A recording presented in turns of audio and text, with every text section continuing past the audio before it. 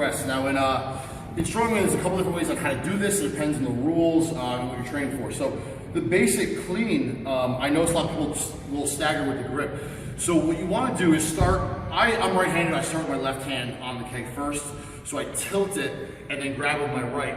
What a lot of people do is they'll start here, grab the keg like this. This is a big mistake because now the keg's a lot harder to lap. So if I keep my left hand where it is, or if you're left-handed, you might want your right hand here, either way, I'm not going to move this hand. So I'm going to tilt it, grab the bottom of the keg. Now it's a deadlift. Don't row this yet. Deadlift it up straight. Then I'm going to sit down and bring my feet in. This is the exact same thing if you do Strongman, if you do a log press. I'm going to pull it into my chest. My elbow's going to be high. I keep the keg stuck to my chest. I'm going to take a big breath in and drive the head to get this all the way up. Now you see how much I have to lean back? This isn't the most comfortable position to be in, so I would recommend using a belt. I'm not wearing it right now, this is fairly light, but you do have to lean back, squeeze your butt as hard as you can. Now for the press, if you're allowed to stagger grip it like I am right now, you stay right here, a little bit of leg drive, and get the head through. Very important to get the head through here, because with this big of a keg, you have to get your head through. So if I go out, this is a lot harder than if I drive through this way. Now, another way you might do this is to have both hands underneath. That's, again, depending on the rules if you're going to compete or not. So again, I'm going to go there just so you can see the side. So I'm going to tilt it, my left hand stays where it is. I deadlift it up, sit down with it, I'm going to roll it up my chest. Now the difference here, I have to drop my left hand now.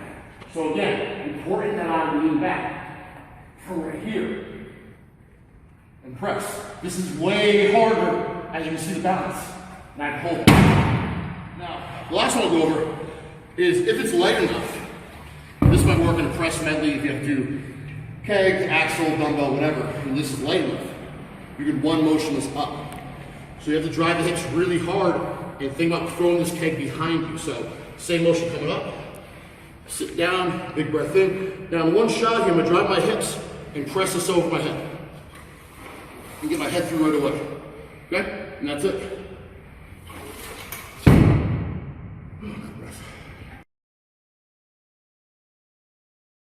All right, now we're going to do a keg carry now. So again, it depends on the contest, if you're competing anyway, depending on how you're going to want to carry this. So if I was going to carry this just for a max distance, this is how I would do it. Now, same as the keg clean press. I'm going to have my left here, tilt it, I'm going to pull it right up. Now, to carry this, you don't want it in front of you, because I'm just going to bang into my legs. Pull it to the side, and then lean back, because if you guys have seen contests before, a lot of people go too fast, lean forward, and they're going to fall. So keep your head up, put it to the side of your hip, and now I can move my legs, and I can go back and forth now if I have to, without an issue. Now also you might have to put it down too, this is more efficient. So if I have to go down to, do a keg down and then grab a farmer's walk, whatever, it's a lot easier for me to set it down standing up in that place. Now, if I'm going to do a keg carry load, that I'm going to go to right now, again, two ways of doing this, I'm going to show you both. So the first way is just what I did on how to get there. Okay, I'm going to stagger it, pull it to my hip, lean back, keep my head up, I'm going to go right to the bar. Now, I have to sit down. This is what they call a keg roll. So I'm going to sit down, grab the end. Now you do this very quick, and I got to sit down low. Grab. I'm going to pull it into my chest hard, take a big breath in, pull it way up. Okay, so that's one way of doing it. Generally, the keg is pretty heavy.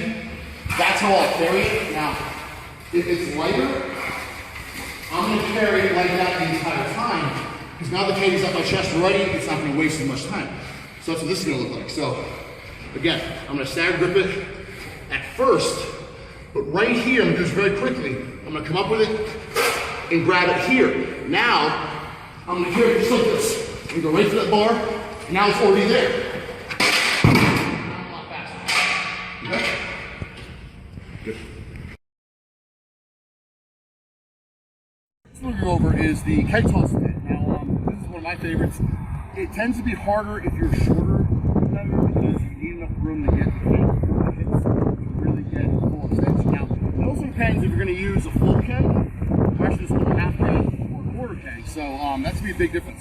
Most of the time, you're going to use one of the smaller ones. It's a lot easier. So I'm going to go over all.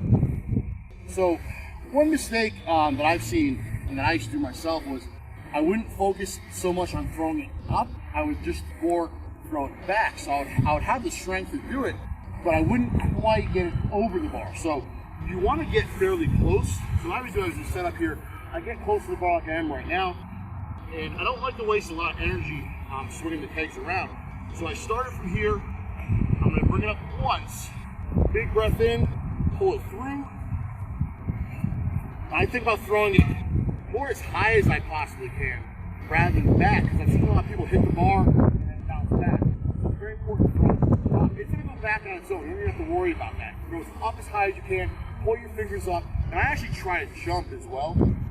That was a light keg, but when you have a heavier one, you still want to really focus on leaving the ground if you can. Now, the bigger keg, this is a lot different. It's a lot harder. The technique's going to be the same, but you have to get the keg through the hips. So when I sit to the side here, so I mean, I'm 6'1", it's a little bit easier to get. You're shorter like this is where you have more problems. I'm not getting the keg here. Well, it goes to the ground. So what I do is it's a little taller, it sinks through my hips. So it goes through my hips first. See that difference? It's a very subtle difference. But when it comes through first, rather than just go back and get stuck in the ground, now I have no hip snap. So I'm going to go through this way and then launch it up. So it's going to look like this. So bring up once, big breath in.